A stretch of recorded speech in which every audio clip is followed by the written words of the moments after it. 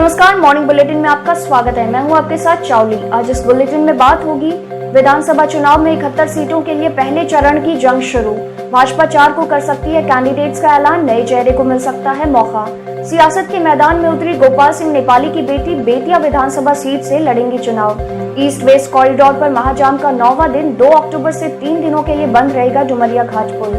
आखिर में दुनिया की सबसे बड़ी सुरंग बना रहा चीन, भारत, पाकिस्तान और बांग्लादेश में महाजल संकट का खतरा। तमाम बड़ी खबरों से पहले एक नजर सुर्खियों पर। लालू के सिग्नेचर पर सियासी बवाल, बीजेपी जेडीयू बोले सजा याफ्ता को नहीं है यह अधिकार। तेजस्वी पर नीतीश के मंत्री का तंज, कहा 9वीं पास नेता कर रहे स्नातक विधायक सीट के उम्मीदवार का नाम तय। हाइड्रोजेल से कम पानी में भी होगा अधिक पैदावार, बीएयू शोध को मिली मंजूरी। जम्मू कश्मीर में एलओसी पर पाक की ओर से भारी गोलाबारी, सेना के 3 जवान शहीद। और सुर्खियों के बाद बात करेंगे आज की सबसे बड़ी खबर की। निर्वाचन आयोग ने पहले चरण के तहत चुनाव होने वाले 71 सीटों के लिए नामांकन की अधिसूचना जारी कर दी है। इन 71 सीटों पर गुरुवार को नामांकन शुरू हो गया है। हालांकि अधिकतर दलों में कैंडिडेट्स को लेकर मंथन जारी है। आपको बता दें कि 16 जिलों के 71 सीटों पर वोट पड़ेंगे। 8 अक्टूबर नामांकन की अंतिम तिथि है, जबकि 28 अक्टूबर को प्रथम चरण का मतदान होगा। विधानसभा चुनाव को लेकर सीटों के बंटवारे पर छिड़ी टकरार के बीच भाजपा की केंद्रीय चुनाव समिति की बैठक 4 अक्टूबर को होगी। पहले यह बैठक 2 को ही प्रस्तावित थी। इस समिति में बिहार से भाजपा प्रवक्ता सैयद शाहनवाज हुसैन शामिल हैं। इसी बैठक में यह तय होगा कि भाजपा को मिलने वाली सीटों पर कौन कौन उम्मीदवार होंगे, उस पर निर्णय होगा। इस बार पार्टी कई नए चेहरे को मौका दे सकती है।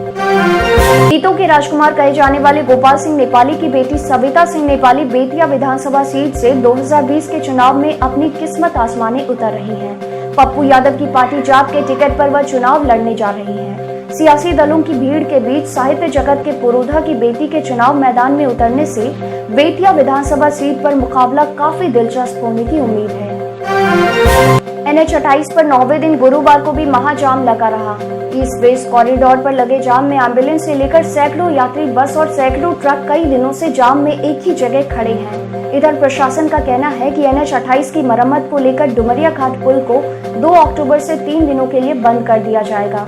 इसलिए लखनऊ से गोरखपुर गोपालगंज होते हुए मुजफ्फरपुर जाने वाली इस सड़क पर परिचालन ठप रहेगा। राष्ट्रीय जनता दल के सिंबल पर पार्टी के राष्ट्रीय अध्यक्ष लालू प्रसाद ने सिग्नेचर कर दिया है। 150 सिंबल लेटर यानी प्रत्याशियों को चुनाव चिन्ह पर लड़ने का अधिकार पत्र पर हस्ताक्षर के साथ ही बिहार का सियासी तापमान बेहद गर्म है। बीजेपी एमएलसी सम्राट चौधरी ने कहा कि राजद अपनी ही पार्टी के संविधान का मखौल उड़ा रही है। इधर जेडीयू नेता संजय सिंह का कहना है कि यह देश के लोकतंत्र के लिए काला धब्बा है कि एक सजा याफ्ता व्यक्ति पार्टी के सिंबल पर हस्ताक्षर कर रहा है।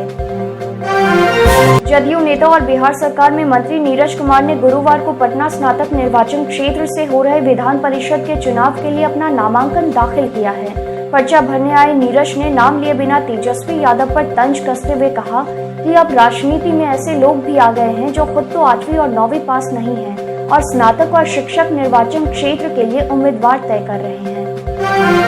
जन अधिकार पार्टी के अध्यक्ष राजेश रंजन उर्फ पप्पू यादव की अगुवाई वाली प्रगतिशील लोकतांत्रिक गठबंधन यानी पीडीए में प्रकाश अंबेडकर की वंचित बहुजन अघाड़ी यानी वीवीए भी शामिल हो गई है। पीडीए 2 अक्टूबर को प्रथम चरण के उम्मीदवारों की घोषणा करेगा।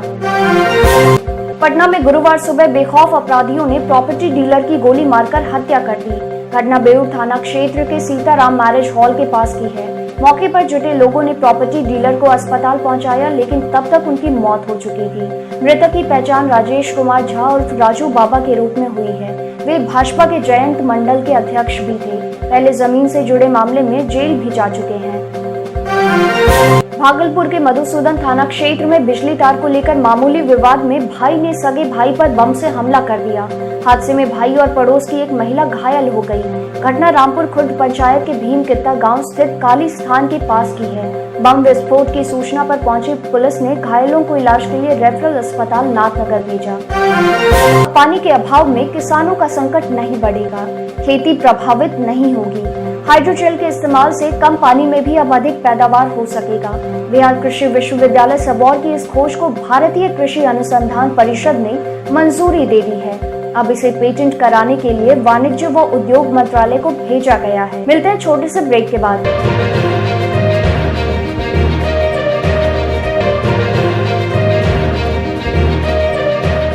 मॉर्निंग बुलेटिन में फिर से आपका स्वागत है। अब देश दुनिया पर एक नजर। जम्मू कश्मीर में गुरुवार को पाकिस्तान की ओर से हुई भारी गोलाबारी में भारतीय सेना के 3 जवान शहीद हुए हैं। सीज फायर उल्लंघन की ये घटनाएं उत्तरी कश्मीर के कुपवाड़ा और जम्मू डिवीजन के पूंछ जिले में हुई है। पाकिस्तान की ओर से हुई भारी गोलाबारी के बाद एलओसी पर तनाव के हालात बने हुए हैं। राहुल और प्रियंका गांधी कांग्रेस कार्यकर्ताओं को साथ लेकर हाथरस के लिए निकले। नोएडा में डीएनडी पर पुलिस का जबरदस्त बंदोबस्त था, लेकिन यूपी पुलिस ने उन्हें आगे बढ़ने दिया। राहुल और प्रियंका इसके बाद कांग्रेस कार्यकर्ताओं के साथ ग्रेटर नोएडा के रास्ते यमुना एक्सप्रेस पर हाथरस के लिए आगे बढ़े। यमुना एक्सप्रेस वे पर पुलिस के साथ राहुल गांधी की धक्का मुक्की हो गई, जिससे वह जमीन पर गिर पड़े।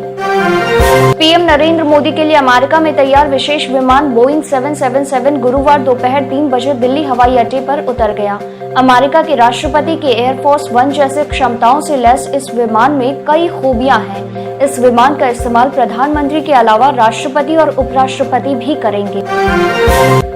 दूसरे विश्व युद्ध में हार के बाद जापान ने फैसला किया था कि वह अपने हथियारों का इस्तेमाल सिर्फ आत्मरक्षा में करेगा।